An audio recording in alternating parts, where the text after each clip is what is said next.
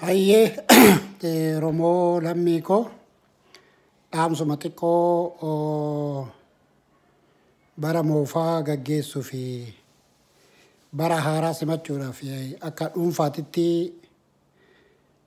dhaamsa xiqqoo dabarfachuu barbaade. Duraan durseeti lammii koo Oromoo kan darara hamaa keessa dabartanii amma ammoo darara haaraa keessa seentanii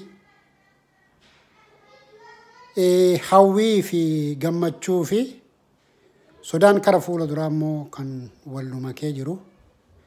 Ilmaan Oromoo addunyaa mararra jirtan bara 2018 gaggeessinee bara 2019 simachuutti jirra.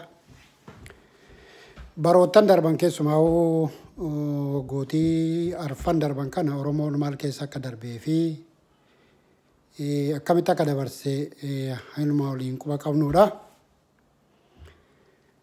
Bara 2018 kana irra immoo waan dimimmisa wayii keessa seennee turre. Dimimmisni sunis waan sadii of keessaa qaba. Inni tokko gammachuu miira diina injifachuu. Inni lammaffaa ammoo karamittiin nu geessa, karamitti deemnaa miira jedhuun yaaddoo.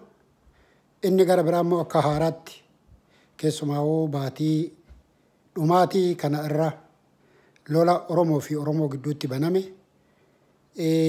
miira kana sadan keessa jira jechuudha Oromoon amma yeroo ammaa kanatti jechuudha. Waanuma ta'e hundumaafuu waan keessa dabarree as geenye irra wanni amma keessa jirru kun tarii hurrii Oromootti ta'uudha mala. Haa ta'uuti garuu isa kanaan duraa sanarra hin hammaata jedhee yaadu.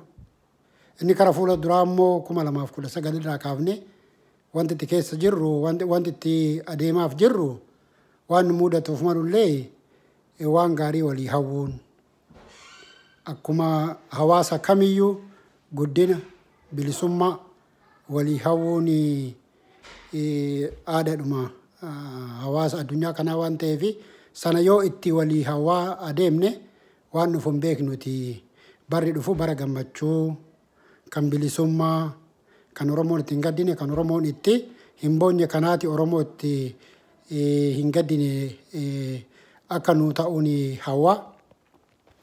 Asumaan dhaamsini xiqqoo dabarfachuu barbaade keessumaa egaa Oromoon haala hamaa keessa darbee as ga'e asitti karaa haala gara biraatitti seenutti jiru kanarraa kan ka'e namuyyuu biyyitaa wayii keessa jira. Isa kana karamitti deemna kan jedhu sababa kanaa waliin aamuun hedduu baay'ee barbaachisaadha natti fakkaata. Haa ta'uuti waan keessa dabarre akkatti keessa dabarre namuyyuu waan beekuuf sana waan baay'ee jechuun barbaachisaa natti hin fakkaatu. Haa ta'uuti garuu qabsoo sabni Oromoo, uummanni Oromoo keessaa alaan guddaa xinnaan jaarsaa jaartiin adda durummaadhaan ammoo lubbuu fi harka duwwaa rasaasaaf kennee kan qabsaa'e qeerroon qarreen Oromoo yeroodhaafis ta'u diinarraa Oromiyaa bilisoomsete alagaan illee bilisummaa sanarraa qooddate jechuudha. Inni suni oolee otoon buliin karamitti akka deemu horii keessa nu galchee jira. Isa kanarratti Oromoon dhuguma dubbachuudhaaf oolee otoo hin bulin furmaata itti kennuun hedduu barbaachisaadha jechuudha. Haalli amma keessa jirru kun, bakki amma jirru kun Oromoo dhiisiiti biyyattii Itoophiyaa jedhamtu sana biyyattii Itoophiyaadha miti gaanfa Afrikaatiifuu kan abdii itti horee jechuudha. Yoo akka Itoophiyaatitti akka Afrikaatitti guddina ilaalle waan hedduu bal'aadha. Gochuudhaaf illee ammoo waan nama shakkisiisu miti jechuudha. Garuu inni gabaabaan tarkaaffii tokko jedhanii mana keessaa ba'an sana tarkaaffachuudhaaf haalli hedduu ulfaataa fakkaataa jechuudha. Inni kunis maaliin? Oromoon irraa harka duwwaa alagaa moo'ee alagaa injifatee walitti qawwee kaasuun kun akka malee kana milee nama cabsullee bakka Oromoon itti uf tilmaamaa jiru sanallee kan hanqisuu jechuudha. Har'a kan qawween diinarraa bilisa nun baafne Oromoo fi Oromoon walitti dhukaase Oromoorraa Oromoo bilisa baasaa kan jedhu abjuu sanaallee hin qabnu, hawwii sanaallee hin qabnu, yoo ta'ellee bilisummaa dhugaa ta'uu hin danda'u jechuudha. Bilisummaa dhugaa yoo kan nuu taatu taate kan harka keenya duwwaa Oromoo qeerroon harka isaa duwwaa qabsaa'ee diina injifate kanatuyyuu bilisummaa yoo ta'ellee bilisummaa dhugaa nuu ta'a. Inni har'a qawweedhaan walitti jirru kuni kan gara mootummaatis haa ta'u kan gara Oromootiin qawween walitti Oromootti dhukaa jirtu kuni bilisummaa nuu fiddi jenneellee hin abdannu. Yoo bilisummaa nuu fiddellee bilisummaa ta'uu hin dandeessu jechuudha. Kana maaliifan jedha? Kaleessa diinni nu gidduu taa'eet Oromoo fi Oromoon waliinuu haasa'ee Oromoo fi Oromoon wajjin taa'ee haasa'ee humna ta'ee akkan diina hin injifanne taasifamne jenneeti mataa turre. Kan nu gidduu jiru diina jennee jechuudha. Har'a garuu yeroo Oromoon mootummaa kana hin bulcha jedhutti yeroo Oromoon alagaadhayyuu mana hidhaatii baasee yeroo Oromoon har'a alagaanuu taa'ee tokkummaa ufiitiif Itoophiyaa tokkitti jedhan sana ijaaruudhaaf taa'ee mari'atu kanatti Oromoon kaleessa keessaa mootummaa keessaa karaa mormitootii biyya alaati qeerroo fi qarreen itti wareegame asiin ga'e jarri bilisummaa sana dhandhamaa otoo jiranu otoo ofii isaaniitiif dhimma itti bahaa jiranu Oromoon ilmaan haadha tokko bakka tokko taa'ee mari'atee rakkoo biyya isaa, rakkoo lammii isaa, rakkoo siyaasaa fi diinagdee isaa mari'atee karaa itti baasu mari'achuu dadhabee qawweetti garagalchuun kuni dhuguma dubbachuudhaan bilisummaa ta'uullee hin danda'u jechuudha. Isa kana inni kun Oromoo abdii kutachiisuu bira darbee tarkaanfiin amma fudhatamaa jiru kuni addunyaallee nutti kofalchiisaa jechuudha. Harka duwwaa diina ofirraa mormatanii diina ofirraa ari'anii Oromoon har'a qawwee walitti deebite jedhee yoo himamullee kuni seenaa keessatti illee seenaa xuriidha jechuudha. Dhugaadha Oromoon har'a bakka adda addaa jiraachuudha malla bakka adda addaa jirralleeti. Inni kun kan diinaan ijaarameetu jira. Inni kun kan uf danda'ee ijaarameetu jira. Inni kun akka bifa adda addaatiin kan ijaaramee jira. Inni diina keessatti ijaarame ani diina keessaa as ba'e jedhee alagaadhayyuu bilisoomsee as deebi'ee yoo Oromoo wajjiniin walii galuu dadhabu. Inni immoo kaleessa bilisummaa saba kootiifaan falmaa Oromoo fan salma jedhee ofiin of ijaaree as deebi'ee isa diina keessaa ba'ee as deebi'ee waan Oromootan dhimma jedhu kanaa wajjiniin taa'ee haasa'ee rakkoo Oromoo hiikuu dadhabu kana hiikaa itti kennuun illee nama rakkisa. Kuni guddina saba kanaati moo? Guddinaa miti akka hin jenne sabni kun hundarra guddatee alagaa meeshaan funyaanitti hidhatee mo'atee jira. Guddateera immoo akka hin jenne waliin taa'ee rakkoo hiikkataa hin jiru. Bara dhufu kana keessa saba waliin taa'ee ummata waliin taa'ee wal dhaga'ee rakkoo isaa hiikkatu Waaqayyo nu haa godhu. Hoogganoota jaarmaa siyaasaa kan sagalee ummata isaanii dhaga'an kan sagalee saba isaaniif qabsoofnaa jedhan sanii dhaga'an keessumaa torban darbe kana golee Oromoo hunda keessaa naannoo Oromoo hunda keessaa ummanni maal haasa'u haasaa isaatirra arraba isaatirra even kallattiidhaan eenyullee akka qeequ ifa galaadha. Hoogganoota keenya waaqni ummata hooggana ummata isaa dhaga'u isin haa taasisu. Bara dhufu kana keessatti ummata dhugaadhaaf ufii otoo hin ta'in saba isaatiif qabsaa'u. Ufii otoo hin ta'in jaarmaa isaatiif otoo hin ta'in ummata saba Oromootiif qabsaa'u. Waaqayyo isin haa godhu. Waaqayyo waan Oromoon jedhu kana isin haa dhageessisu. Barri dhufu kun bara nagaa, bara gaaddidduun amma nurratti gaaddiddaa'e kun kara nagaatti hiikkatee abjuu hamtuun amma abjootaa jirru kun kara gaariitti nuu hiikkatee Oromoo tokkummaa biyya keessatti argine. Inni gara biraa inni akka malee nama gaddisiisuu fi akka malee nama rifachiisuutu gaafa Oromoon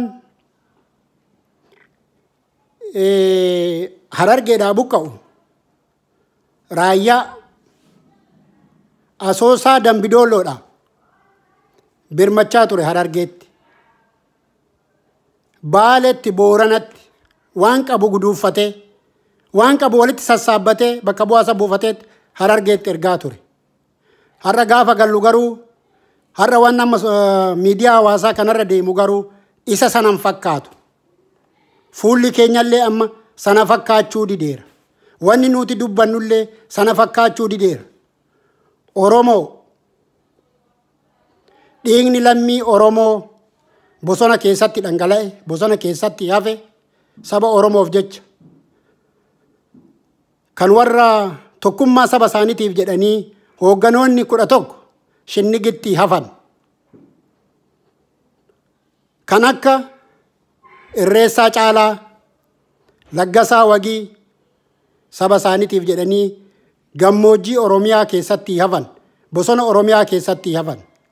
Waggootii arfan kana haadha ilmoo biratti ajjeesanii reenfa ishiitirra teessisan. Ulfa baatii 8 baatii 7 ilmoo ishii lubbuu horate garaa keessatti wajjin ajjeesan, ciniinsuu ajjeesan. Inni kun isin haa qabu. Tokkummaa Oromootti hin bu'ina. Tokkummaa Oromootti hin bu'ina. Oromoon qaroon tuulamaan jiru, qaroon maccaan jiru, Oromoo qaroon ituu fi humbannaa hin jiru, walloo raayyaa hin jiru. Yoo qaroomne waliin, yoo wallaallellee waliin, wallaalaan Oromoo inni tokkichi Oromoo hunda bakka bu'a. Kan miidhamnes waliin, kan cabnes waliin, kan kaanus waliin. Wareegamni maatii Oromoo isin haa qabu. Gandummaa kana nurraa dhaaba. Ganda ebeluu jennee kan nama xureessinu kana nurraa dhaaba. Inni gara biraa safuu Oromoo, abbaan Oromoo safuu qaba. Haati Oromoo safuu qabdi. Dhalli Oromoo kamiyyuu safuu qaba. Dubartiin Oromoo safuu qabdi. Jarana jaarraa kana keessa, jaarraa safuu Oromoo cabsu Waaqayyo nun taasisin. Jaarraa kana keessa safuu Oromoo hin cabsina. Haati Oromoo gamas jirtu anaaf haadha. Haati Oromoo gama kana jirtu anaaf haadha. Akkasittiin haa ilaallu. Abbaa Oromoo gama sanatti cabsinu akka abbaa keenya cabsinetti ilaala. Yoo sana goone kana keessaa baan. Kana keessaa bahuudhaaf dura sammuu qulqulluu qabaachuu. Sammuu yoo miidhame ani haa miidhamu jedhee isa si miidhu sanaaf yaadu qabaachuu. Har'a diinatu nu miidhe malee, har'a diinatu nu cabse malee, nuutu waliin cabsine. Garuu ammaan booda nuti wal cabsuuf jirra. Wal cabsuu qofaadhallee miti, itti gaafatama seenaa keessaan baane jalatti cabuuf jirraa jechuudha. Isa kanarraa Waaqaaf lafaa jedha. Duudhaa Oromummaa sana bira hin darbina. Duudhaa Oromummaa sana bira hin darbina. Oromoon har'a waraanni wayyaaneen nutti bante, dhiyaarraa baharraa nutti bante, otoo addaan hin citin karaa Sumaaleetiin nutti bante, odoo addaan hin citin hamma yoonatti itti fufee jira. Akka haaratti immoo har'a Oromoo fi Oromoo gidduutti lixaan jalqabne. Inni kun wayyaaneen nutti bantullee sarara kana wayyaaneen nuu sarartullee har'a nuti immoo sana haaromsaa jirra. Qawween ilmaan Oromoo kamittuu dhukaatu bishaan haa taatu jedha. Rakkoo qabnu teenyee haa furan. Rakkoo qabnu teenyee haa hiikan. Kana booda qawween ilmaan Oromootti dhuka'uu hin qabdu. Haati Oromoo kaleessa wayyaanee ilmaan Tigraayin bo'aa turte. Har'a deebitee ilmaan Oromootiin bo'uu hin qabdu. Oromoo akkamitti wal adamsina? Oromoon dhaaba sana keessa jiraate jennee adamsuu hin qabnu. Oromoon dhaaba kana keessa jiraate jennee adamsuu hin qabnu. Rakkoo keenya teenyaa hiikan. Rakkoo keenya dura teenyee hiikkachuudhaaf ufaa qopheessinu. Keessumaa har'a uummata sana keessa jira. Jaarmaan siyaasa Oromoo akka waliigalaatitti hundumti isaatu har'a biyya sana keessa galeera jennee yaanna. Kaleessa rakkoon guddaan nuti qabaataa turre bakka itti wal qabnu hin turre ture. Hoogganni tokko Ameerikaa jira, hoogganni tokko Afrikaa jira, hoogganni tokko as Awurooppaa jira. Qilleensa irraa walitti haasa'aa turre. Miseensa keenyaa fi deeggaraa keenya akkatti to'annu hin qabnu turreeyyu. Har'a garuu hundumtuu saba qabsoof nuuf sana biyyatti qabsaa'uuf sana keessa jiran jaarmaan siyaasaa Oromoo biyya sana keessatti qabsaa jiran. Har'a kan murteessu uummata Oromooti. Tarii daddaaqamni har'a daddaaqamaa jirru kun miidhamni har'a miidhamaa jirru kun baatii lama yookaan baatii sadii itti fufuu danda'a. Sana booda uummanni Oromoo murtee mataa isaa akka murteeffatu ifa galaadha. Maaliif murtee isaatiin diina ofirraa ari'eeti. Akkuma qeerroon tokko kaleessa modheen gadda Amboo irraa jedhe uummanni kun ufiif qabsaa'ee of bilisoomse, ufiif du'ee of bilisoomse. Qaamni kamiyyuu namni kamiyyuu akka dhuunfaatitti qooda qabaachuudha mala. Garuu sabni Oromoo Oromiyaa keessatti ofiin of bilisoomse. Ammallee ammoo rakkoo irra jiru kana yeroo gabaabaa keessatti akka ofirraa faccisu beekamaadha. Kanaaf uummata kana keessatti waan jirruufi har'a akkatti wal abboomnu hin rakkannu akka kanaan duraasan. Gamaa gamana teenyee walitti haasofnee hawaasa keenyallee ijaarrachuu dadhabnee wal diigaa ture sanatti amma akka kanaan duraasan natti waan hin fakkaanneef warri mootummaa harkaa qabus mootummaa kanarra turuu kan danda'u yoo sagalee uummata kanaa dhagaye, yoo iyyannoo uummata kanaa dhagaye. Warri biyya alaa kanaatii galeesi biyya sana keessa turuu saba sanaaf qabsaa'uu kan danda'u yoo uummata kana dhagaye, yoo uummata Oromoo qeerroo Oromoo dhagaye. Waan ta'eef amma akka kanaan duraa sana bara dheeraa wal diigaa waan jiraannu natti fakkaatu. Yeroodhaaf hin daddaaqamna malee.